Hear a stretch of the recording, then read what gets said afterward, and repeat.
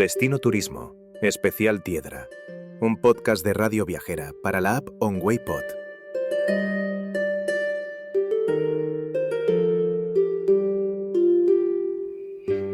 Hoy nos vamos a un lugar pequeño en tamaño, pero enorme en historia, tradición y experiencias. Un pueblo que guarda castillos medievales, restos arqueológicos, cielos llenos de estrellas y sabores que no se olvidan. Hoy hablamos de Tiedra y para descubrir todo lo que esconde tenemos con nosotros a Verónica, técnico de turismo del municipio. Bienvenida, Verónica. Bien, hola, muchas gracias. Buenos días. Bueno, Tiedra es un pueblo pequeño, pero con muchísimos recursos. Para quien no lo conozca en absoluto, ¿cómo describirías Tiedra en una sola experiencia o sensación? Yo creo que es una experiencia para los sentidos, sensorial en general, porque engloba todos los sentidos, el gusto, el olfato, todo. Es lo que yo creo que Tiedra es mucho de experiencia, tanto a nivel sensorial como a nivel cognitivo, todo, la verdad. Y vamos a pasar a hablar de la ruta urbana que parece un viaje en el tiempo. Ermita, restos, paseos y romanos, iglesias, castillo. Si un visitante solo pudiera hacer una visita guiada, ¿qué momento suele dejarle más sorprendido? Lo que más suele sorprender es verdad que es la ermita. La ermita de Tiedra sorprende mucho porque, a ver, la gente siempre se imagina la típica ermita, el típico edificio religioso, pero no es así, porque claro, en principio está construida sobre el yacimiento arqueológico, que ya de por sí llama la atención. Luego, nada más entrar a la ermita, no entras a la iglesia, entras a una hospedería que tiene 2 plantas, que sirvió para vivienda del ermitaño, incluso se utilizó durante unos años como cuartel de la Guardia Civil. Entonces, como que eso llama mucho la atención. Luego pasamos a la propia iglesia y claro, ya la propia iglesia con el camarín de la Virgen, que llama mucho la atención en época barroca, que es cuando se construye, y luego todo lo que es la imagen de la Virgen, que la verdad que es muy bonita en cuanto a la cara y todo, eso al visitante le gusta mucho. Y ya termina de llamarles la atención la ermita el hecho de que tenemos una pared llena de fotografías, muchas de principios del siglo XIX, son exvotos, porque aquí en Tiedra hubo mucha inmigración a las zonas de Cuba, entonces mandaban fotos para que la Virgen les protegiera. Entonces, claro, como que todo eso engloba el que tú vas pensando que es la típica iglesia sin más, y claro, te encuentras que tiene un montón de cosas que no tienen nada que ver a una iglesia sin más.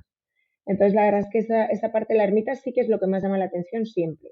La gente se queda muy maravillada y sobre todo no se esperan lo que van a ver. Claro, entran ahí con otra expectativa totalmente Eso es. diferente a la que luego finalmente se Sí, porque encuentran. claro, tú cuando te dicen vamos a visitar una ermita, ya es en plan, bueno, pues otro edificio más religioso, otra iglesia. Claro, nada más decirles, pues esto, a lo que hay alrededor, que encima está declarado como bien de interés cultural en el año 94, es un yacimiento arqueológico del siglo V antes de Cristo. Vamos a entrar en la ermita y no entras en la iglesia, entras en una hospedería. Entonces todo eso les llama mucho la atención, la verdad. Muy curioso. Yo tampoco me esperaría entrar a la ermita y encontrarme con lo que nos has contado. La verdad que yo te digo, es la parte que a mí más me gusta que vean. Cuando a lo mejor me llaman para el castillo, la gente se obceca mucho en lo que conoce ya. Pero yo siempre les invito a que vayan también a la ermita para que vean la diferencia.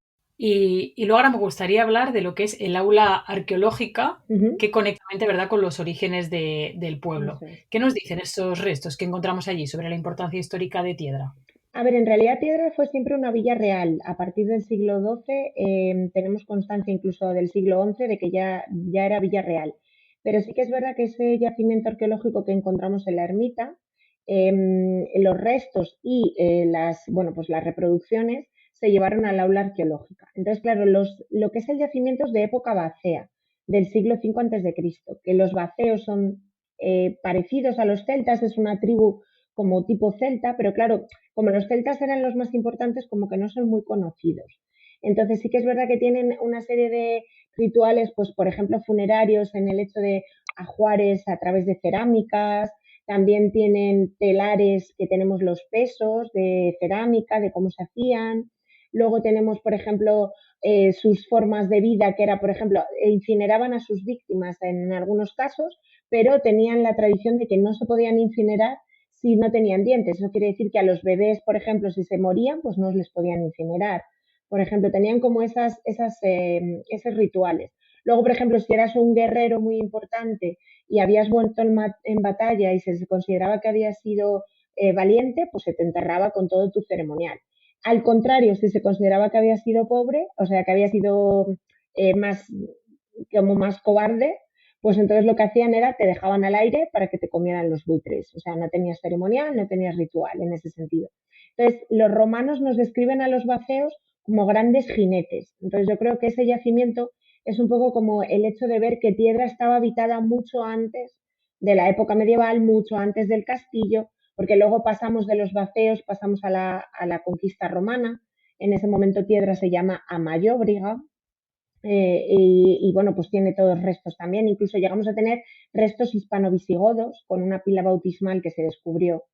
Y de ahí pasamos a la época medieval, que hasta el siglo XII en realidad Piedra no está en el lugar que está actualmente, sino está en el lugar de la ermita. Es decir, es en el siglo XII cuando el rey y cuando Piedra en ese momento pertenece a León, cuando se traslada al lugar donde estamos en este momento. Hasta entonces estábamos en el otro lado, en el lado de los Baceos y de Amayóbriga. Entonces, bueno, todo eso llama más la atención, yo creo, porque claro, no te esperas ese traslado del pueblo, esos habitantes de tantos años, o sea, solo se basan en la historia medieval. Entonces, los baceos, la verdad es que nos dan la idea de la importancia que tuvimos desde épocas inmemoriales, la verdad. Sí, que tiene un largo recorrido histórico. Sí, Y hablando del siglo XII es este castillo que es uno de los eso es. que tiene Tiedra. ¿Qué historias o curiosidades suele contar la gente cuando sube a la torre y mira el paisaje desde arriba? Lo que más les llama la atención siempre, a ver, la torre tiene 33 metros de altura, entonces es una torre del homenaje, lo que pasa es que es verdad que está un poco exenta de lo que es la muralla, que normalmente las torres del homenaje o defensivas están pegadas a la muralla y en este caso está un poco separada. Entonces la gente siempre que sube, y la última parte es de la escalera de caracol, que es verdad que es un poco más complicada de subir, siempre lo que nos dicen es cómo podrían subir vestidos de soldados con las armaduras, con las espadas, o sea, esa es la parte que más les llama la atención. Porque en realidad la torre no es una torre de vivienda, es decir, no tenemos unas salas de vivienda, de habitaciones, es más una torre de defensa donde se guardaba las armas para defender Piedra. Entonces eso les llama mucho la atención.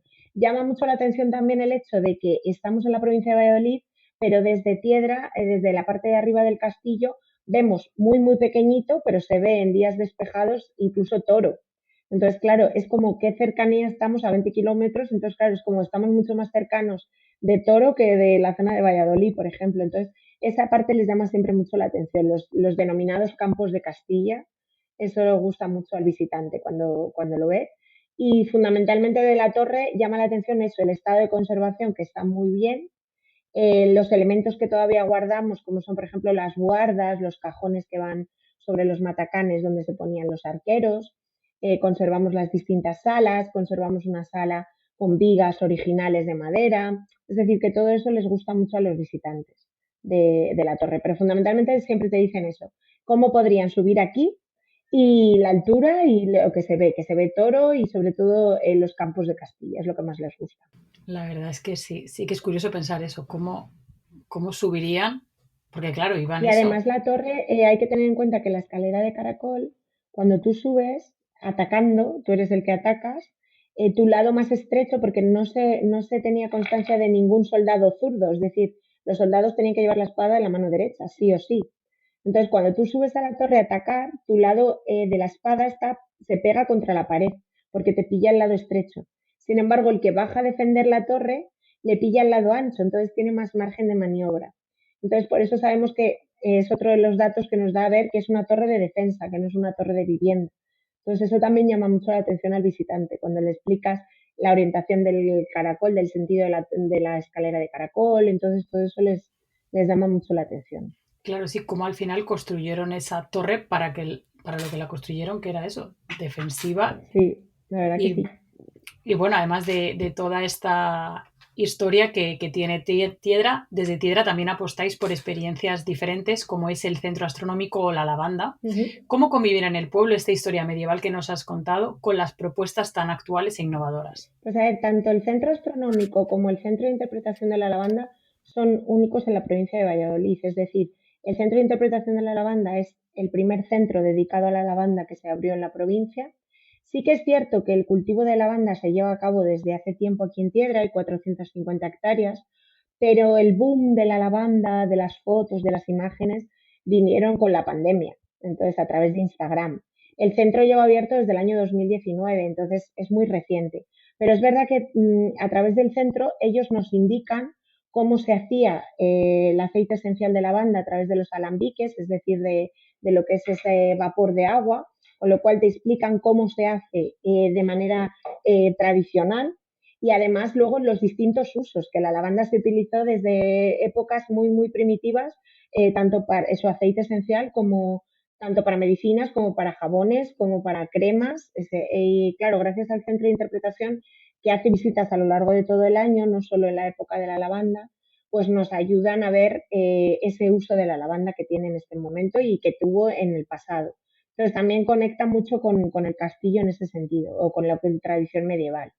Y luego el Centro Astronómico de Tiedra ocurre lo mismo, abre en el 2013, es un centro que tiene además un ágora para la visualización del cielo abierto, tiene 2 salas de telescopios gigantes, entonces es verdad que ellos a nivel científico nos hacen visitas muy, muy académicas, pero también son capaces de adaptarse a públicos de todo tipo, familiares, etcétera. Y conectan mucho con nosotros porque, por ejemplo, el tema de las Perseidas en agosto las hacemos en la ermita. O sea, ellos trasladan los telescopios y los llevamos allí. Entonces está como todo muy unido en el pueblo y por eso, porque al final son recursos únicos en esta zona. O sea, nosotros, el centro de interpretación de la banda no se tiene en ningún lado y el astronómico, con las características que tenemos aquí, tampoco. Es decir, la visualización a cielo abierto es una de las más importantes de la provincia. Y ahora con todo el tema del eclipse que esperamos el 12 de agosto, pues la verdad es que el astronómico va a ser uno de los puntos fuertes a nivel turístico de Tiedra y de la provincia en general. Entonces la verdad es que es una unión bastante grande de todos los recursos la que tenemos, la verdad. Sí, está como Ujú. todo conectado. Sí, Y bueno, conectada seguro que también está la gastronomía, que también es parte fundamental cuando uno visita un destino y aquí tiene nombre propio como pueden ser pues los guisarditos o la miel. Para el que viene por primera vez, ¿qué sabores definirían a Tiedra y por qué? pues a ver, fundamentalmente los lizarditos son hojaldres. Les hacen en la confitería en el obrador de Lisardo Bragado, la viuda de Lisardo Bragado. Y la verdad es que llaman mucho la atención porque se utiliza también miel, se utilizan distintas cremas para hacerles y llaman mucho la atención porque son dulces, pero no son un dulce que te empalague o que te... No, es un dulce súper cremoso, además están realizados en una textura muy suave. Y luego la miel de miel 79, que ha tenido distintos premios, como por ejemplo en Dubái les dieron el premio a la excelencia. Miel 79 es miel de lavanda. Entonces, es decir, en Tiedra todo está relacionado al final desde el punto de vista gastronómico con la lavanda. Entonces, el miel 79 nos ofrece es su miel realizada con la flor de lavanda y además si quieres ser apicultor por un día, también te lo ofrece. Es decir, ellos hacen su recurso turístico, es te trasladan al campo, te visten con el traje de apicultor y te van mostrando pues quién es la abeja reina, quién es el zángano, cómo se hace la miel, sacando los panales. Entonces, la verdad es que todo está regado al final con la lavanda, es decir, se hacen un montón de productos que tienen que ver con la miel y con la lavanda. Entonces, bueno, son sabores muy dulces, pero ya te digo, no empalagan, son suaves y luego a eso se le une pues también la oferta gastronómica tanto de los dos restaurantes que tenemos, como el Refugio del Pago y el Molino, que el Refugio del Pago, por ejemplo, con su bacalao al ajo arriero y tal, también hace postres, que mezcla la lavanda, la miel de lavanda con los lisardos, con los hojaldres, hace postres caseros. Entonces, la verdad es que es una apuesta única porque se unen todos los recursos para poder darnos esos sabores únicos que tiene Piedra. Y igual que la gastronomía nos lleva a conocer el territorio, las tradiciones también, y en este caso hay tradiciones que siguen vivas, como es el alfar del cántaro de la novia. ¿Por qué es tan importante mantener este tipo de oficios y qué suele sentir el visitante cuando los descubre? El alfar del cántaro de la novia, lo que el alfarero, en este caso Israel, lo que nos mantiene sobre todo es que él trabaja el denominado cántaro de novia, lo ha recuperado. El cántaro de novia es una tradición de aquí típica de Piedra. Cuando las jóvenes iban a coger agua, llevaban cántaros de agua. Entonces, cuando esa joven, un novio se echaba novio o empezaba a salir con un chico, ese chico le regalaba un cántaro que es especial en Piedra por su forma y por su decoración. Entonces así el resto de los mozos sabían que esa chica ya tenía su pareja. Entonces, de ahí el nombre de cántaro de novia. Ahora es una muestra de tradición y también de cariño y de amor que se puede dar entre parejas, entre amigos, entre familias. Y sobre todo, fundamentalmente, lo que hace Israel es que mantiene la técnica tradicional a la hora de realizar la artesanía. Es de los pocos artesanos que lo hace a través del torno, a través del horno de leña, es decir, todo eso lo sigue manteniendo, sus esmaltes, todo. Entonces, cuando visitamos el Alfar, que se puede realizar las visitas al Alfar con Israel, pues claro, a la gente, lo primero, si vas con niños, por ejemplo, meter las manos en el barro es la diversión de cualquier niño. Y los adultos les llama la atención el hecho de que una persona joven, como es Israel, que es una persona muy joven, siga manteniendo esa tradición a la hora de trabajar el torno, de trabajar los esmaltes, de jugar con el horno. Entonces, es una manera de recuperar la tradición de piedra, que no se pierda y que de generación en generación sigan sabiendo lo que es el cántaro de novia, para qué se utiliza, qué forma tiene, porque además es único en la zona, es decir, ningún cántaro tiene la forma que tiene ese específicamente, que únicamente es de piedra. Entonces, para nosotros es muy importante porque, bueno, por lo menos se retoma esa tradición que en los pueblos, por la despoblación y por muchas cosas, se están perdiendo en muchos pueblos de alrededor. Entonces, bueno, nosotros tenemos la suerte de contar con el alfarero, con Israel, que nos mantiene esa tradición. Pues sí, es importante y a la vez bonito que este tipo de tradiciones sí que sigan perdurando a lo largo del tiempo. Es una manera de educar a las generaciones también, además. Y yo creo que es bonito porque les hace unirse más a sus raíces, a su pueblo, que muchas veces también los jóvenes hemos perdido, yo creo, por el tema laboral y tal, al final nos tenemos que marchar y perdemos la raíz, yo creo. Sí, son cosas que ayudan a volver a conectar, a entender, a conocer y sí que es importante que este tipo de tradiciones sigan vivas. Sí, Y bueno, de tradiciones pasamos a fiestas, como las fiestas de Águedas, Corpus y el ofrecimiento, que es lo que marca el calendario local. Si alguien quiere conocer el lado más auténtico y emocional del pueblo, ¿en qué fiesta deberían venir y qué es lo que van a encontrar? pues eso sí que es difícil porque no te puedo decir una porque las tres conectan con alguna parte de piedra, e incluso en general. Es decir, las águedas, por ejemplo, que son en febrero, es el orgullo del Sacofradía de mujeres, que sigue manteniendo sus reglas, sus tradiciones, que además pasan de madres a hijas sus trajes, con lo cual son trajes tradicionales, con sus mantos, con sus mantillas. Además se ha descubierto a través de estudios etnográficos que en piedra existe una forma única de decoración del manto de la águeda que lleva una flor que no se da en el resto de las águedas. Siguen haciendo sus bailes, es decir, que las conecta mucho sobre todo con esa tradición y con esa unión de madres a hijas que se va traspasando y que yo creo que eso une mucho a las familias también. El Corpus, por ejemplo, que se celebra aquí en Piedra, es totalmente devoción y amor y cariño a la Virgen. Es decir, todo gira en torno a ella, desde el momento uno que la sacan en procesión hasta las famosas subastas que se realizan de las posturas de la Virgen, en la que el pueblo entero se reúne y sigue subastando y sigue ofreciendo esa subasta en fanegas de trigo, que luego hay que pasarlo a lo que esté la fanega, en este caso al euro, pero se sigue subastando en fanegas. Entonces eso se sigue haciendo, por el brazo derecho de la Virgen te doy 50 fanegas, por ejemplo. Entonces eso llama mucho y siguen teniendo una tradición muy, muy grande y sobre todo el cariño que tienen a la Virgen y que lo demuestran en esa fiesta muchísimo. Y luego el ofrecimiento es la mezcla. El ofrecimiento es la mezcla de la diversión, porque es en agosto, ya la gente en las peñas, fiestas típicas como las camisetas mojadas o la fiesta o pinchos de tortillas o verbenas, cosas así. Y luego, por ejemplo, el amor también y la devoción a la Virgen, porque claro, seguimos haciendo el ofrecimiento es el ofrecimiento de una cordera a la Virgen, que era lo que se hacía en otras épocas. Entonces se sigue subastando a la cordera y se sigue haciendo además de una manera muy graciosa porque cuando subastan a las corderas, luego a esa persona que le ha seguido la subasta se le da una bolsa de avellanas. Entonces siguen manteniendo esa tradición también, pero sí que es verdad que cada una tiene su punto, depende de también lo que se busque. Si se busca esa búsqueda de la tradición y de la etnografía, pues las águedas. Si se busca la religión más pura, pues el corpus. Y si ya mezclamos fiesta con religión, ya sí, tiramos al ofrecimiento. Pero ya te digo que es muy difícil escoger una sola porque cada una engloba un punto de piedra. Claro, cada una tiene su cosa, ¿no? Sí. Bueno, pues después de escucharte, Verónica, nos ha quedado claro que Tiedra suena a historia, a tradición, a experiencias diferentes y a planes tranquilos, pero llenos de contenido. Así que gracias por abrirnos las puertas de Tiedra.